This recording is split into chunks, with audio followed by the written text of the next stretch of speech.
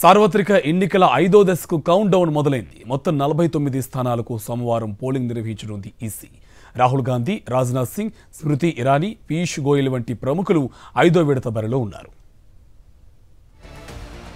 లోక్సభ ఎన్నికల పోలింగ్ ప్రక్రియ కీలక అంకానికి చేరుకుంది. సార్వత్రిక ఎన్నికల 5వ విడతలో భాగంగా సోమవారం 8 రాష్ట్రాలు, కేంద్రపాలిత ప్రాంతాల్లోని 49 నియోజకవర్గాలకు పోలింగ్ నిర్వహించనుంది ఈసీ. 49 సీట్లకు మొత్తంగా 695 మంది అభ్యర్థులు బరిలో నిలిచారు.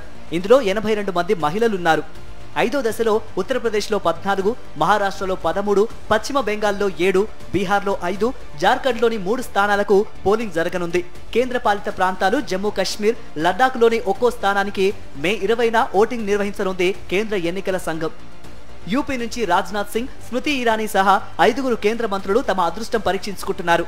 గాంధీ కుటుంబానికి కంచుకోటగా ఉన్న అమేథీ, రాయ్బరేలీ స్థానాలకు 5వ దశలోనే ఎన్నికలు జరుగుతున్నాయి. రాయ్బరేలీ నుంచి రాహుల్ గాంధీ బరిలో దిగగా, అమేథీ నుంచి కేంద్ర మంత్రి స్మృతి ఇరానీని ఓడించేందుకు గట్టి ప్రణాళికలు అమలు చేసింది కాంగ్రెస్. ముంబై నార్త్ నుంచి తొలిసారి ప్రత్యక్ష ఎన్నికలను ఎదుర్కొంటున్నారు కేంద్ర మంత్రి పీయూష్ గోయల్.